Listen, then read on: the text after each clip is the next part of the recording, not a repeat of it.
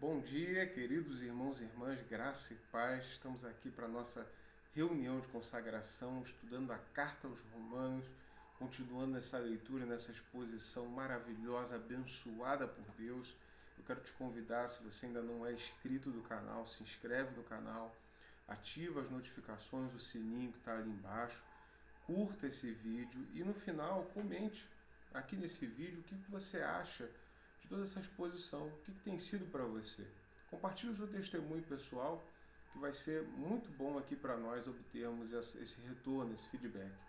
Tá? Que Deus te abençoe, que você tenha um excelente momento de consagração nesta manhã. Hoje nós vamos continuar nossa leitura do capítulo 8 a partir do versículo 26, ok? Também o Espírito, semelhantemente, nos assiste em nossa fraqueza, porque não sabemos orar como convém, mas o mesmo Espírito intercede por nós sobremaneira com gemidos inexprimíveis. E aquele que sonda os corações sabe qual é a mente do Espírito, porque segundo a vontade de Deus é que ele intercede pelos santos. Sabemos que todas as coisas cooperam para o bem daqueles que amam a Deus, daqueles que são chamados segundo o seu propósito. Porquanto, aos que de antemão conheceu, também os predestinou para serem conformes à imagem do seu Filho, a fim de que ele seja o primogênito entre muitos irmãos. E aos que predestinou, a esses também chamou. E aos que chamou, a esses também justificou. E aos que justificou, a esses também glorificou. Amém, amados? Então, nós precisamos entender o contexto. Veja o vídeo da semana passada, está aqui no nosso canal do YouTube. Paulo está falando sobre os sofrimentos que nós vamos passar aqui na Terra, comparado à revelação da glória de Deus, o que nos há de ser revelado na eternidade, quando nós formos levados, formos conduzidos por Cristo Jesus para a glória, seja após a morte ou no arrebatamento. E nós fizemos uma exposição semana passada falando sobre isso até o versículo 25. Acompanhe lá se você ainda não assistiu. E dentro desse argumento, ele diz o seguinte: o Espírito Santo intercede por nós, nos ajudando a orar como convém. Ele está dizendo, olha irmãos, como aquilo que nós esperamos em Cristo Jesus na eternidade, nós não sabemos o que é, porque o Pai não nos revelou aquilo que nos aguarda na eternidade, Ele não nos deu detalhes, nós não sabemos a ver como orar. Como é que nós vamos pedir isso? O que nós vamos pedir que virá de encontro com a vontade de Deus para nós? Ele está dizendo, não se preocupe, o Espírito Santo, ele nos assiste na nossa fraqueza. Ele nos ajuda, ele intercede por nós para que nós venhamos a orar como convém. Ele diz, com gemidos inexprimíveis, ou seja, com gemidos impensáveis, que nós não podemos expressar em condições humanas. É dessa forma que o Espírito Santo de Deus intercede por nós e nos assiste na nossa fraqueza. E ele diz, aquele que sonda os corações sabe qual é a mente do Espírito, porque segundo a vontade de Deus é que ele intercede pelos santos. Sempre é pela vontade de Deus. E ele diz, um texto muito conhecido, sabemos que todas as coisas cooperam para o bem daqueles que amam a Deus, que são chamados segundo o seu propósito. Ou seja, ele está dizendo, amado, por mais que nós venhamos a sofrer, por mais que nós venhamos a passar por dificuldades, por privações, por tentações, por angústias, por doenças, por morte, por dor, ele diz, amados, apesar de tudo isso, sabemos que todas as coisas cooperam para o bem daqueles que amam a Deus e que são chamados segundo o seu propósito. Ou seja, meu irmão, minha irmã, a sua vida nas mãos de Deus jamais fugirá do santo propósito que Ele tem para ti. Por mais que o homem tente mudar alguma coisa, por mais que o homem, os governos, as autoridades, seja quem for, tente mudar o curso daquilo que Deus tem para ti, Ele moverá céus e terra para que a vontade dele para mim e para a tua vida se cumpra em nome de Jesus. Essa revelação é maravilhosa, porque às vezes podia ser que alguns cristãos de Roma estavam pensando: pô, Paulo, eu queria viver mais. Tem muitos irmãos nossos que foram mortos na arena pelas feras, foram perseguidos e mortos. Como seria a vida deles se eles estivessem vivos? A vida deles, a vida dos cristãos está sendo interrompida pelo Império Romano, pela perseguição dos judeus do Império Romano. Paulo diz: não. Não há nada que fuja do santo propósito de Deus. A vida que está centralizada em Deus não foge do seu santo propósito. Aleluia! Aleluia! Glória a Deus por essa revelação. Ele vai dizer no 29: porque aos que de antemão conheceu, também os predestinou, para serem conformes à imagem de seu Filho, a fim de que ele seja o primogênito entre muitos irmãos. Então vamos lá, amados. Uma questão teológica aqui que é muito importante. Aqui nós vemos claramente a palavra predestinação. E nós, que somos arminianos, da Igreja Metodista, nós temos a visão soteriológica, visão de teologia da salvação arminiana. Nós tendemos a dizer assim, às vezes eu vejo muitos irmãos dizendo assim: eu não creio na predestinação. Eu digo: ora, se você não crê na predestinação, você não crê na Bíblia, porque a Bíblia fala em predestinação. Ela fala aqui em Romanos, ela fala em outras cartas, Paulo dizendo para os irmãos: vocês foram predestinados. Então, a teologia arminiana correta, ela não nega a predestinação, porque a predestinação ela é bíblica. Mas a predestinação ela é exatamente da forma como Paulo descreve aqui. Ele diz: aos que de antemão conheceu. Como nós cremos na visão arminiana, soteriológica, nós cremos que a predestinação ocorre. Deus, ele antevê todos os fatos, tudo que vai ocorrer no futuro, percebe quem o escolherá, e esses então, pela sua onipotência, onipresença e onisciência, ele os predestina como seus eleitos.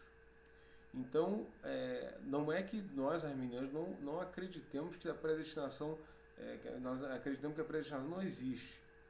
Nós acreditamos na predestinação através do princípio da presciência de Deus, que ele previu tudo e ele então escolheu os seus, diferente da predestinação calvinista, do pensamento de João Calvino, que acredita que não. Desde o início da criação, Deus predestinou aqueles que seriam salvos e acabou. Pela sua soberania, ele definiu a quem ele demonstraria misericórdia e aqueles que ele abriria o coração para receber a sua palavra. Nós, arminianos, cremos da forma como eu falei aí no início, ok? Então, veja aqui, está aqui escrito, predestinou. Então, arminianos do meu coração, metodistas, vocês creem na predestinação, mas vocês creem na predestinação baseado na presciência de Deus, ok? Tenham isso em mente. Então, os que de antemão conheceu, também os predestinou para serem conformes à imagem de seu Filho, a fim de que ele seja o primogênito entre muitos irmãos. Ou seja, Paulo está fazendo mais uma alusão. Nós fomos chamados para sermos a imagem de Cristo. Nós não seremos Cristo. Não existem outros Cristos. Só existe um, santo, perfeito, justo e verdadeiro. Agora, nós somos chamados a imitarmos esse Cristo, a termos no nosso coração o mesmo Espírito que Jesus teve e agirmos da mesma maneira que Jesus agiu, de termos a mente de Cristo, como Paulo já afirma, termos essa mente guiada pelo Espírito Santo, para que os nossos atos, nossos pensamentos, nossas palavras venham a glorificar o nome do Pai, como Jesus também fez aqui na terra. E no versículo 31 diz: aos que predestinou, a esses também chamou, e aos que chamou, justificou, e aos que justificou, também glorificou. É evidente que Paulo está fazendo uma alusão aos que foram chamados antes, né?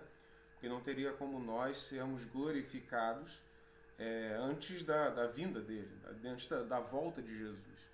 Então é evidente que ele está falando duas perspectivas. ou de pessoas que vieram antes deles, né? Pode ser os crentes do Antigo Testamento, profetas ou tudo mais, ou então está já fazendo um pretérito perfeito, mas fazendo uma alusão já a glorificar no sentido da volta de Cristo. Ele vai nos glorificar assim que o Senhor voltar e consumar aqui a sua obra na terra e pegar os seus salvos e levá-los ao reino celestial. Então, nós devemos compreender essas verdades que ele cita aqui no pretérito perfeito, perdão, mas na verdade ele está citando algo que ainda vai acontecer com a gente.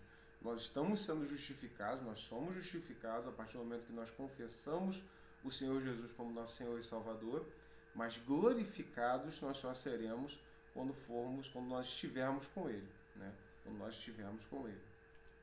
Então, o que Paulo está querendo nos dizer, o que nós podemos aprender com esse texto, com esses pequenos versículos, amados, é que, olha, nós precisamos contar com a intercessão desse Espírito Santo. Nós precisamos saber o que é a voz do Espírito Santo. Entender qual é a voz do Espírito. Amados, a voz do Espírito é aquela que corrobora com a palavra de Deus. A voz do Espírito jamais irá contradizer a Bíblia. Porque nós cremos que a Bíblia é a palavra de Deus. Ela não contém a palavra de Deus, ela é a palavra de Deus. Pela fé nós cremos assim. Portanto, se nós cremos que ela é a palavra de Deus, e nós cremos que o Senhor Jesus, nosso Deus, não mente e nem se arrepende, então nós entendemos que aquilo que o Espírito Santo vier a falar no meu coração precisa corroborar com aquilo que a Bíblia diz.